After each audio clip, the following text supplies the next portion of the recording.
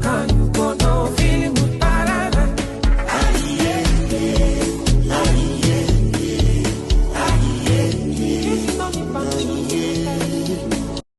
Awilo lokomba, eguchika tokawa, obadni iwamba.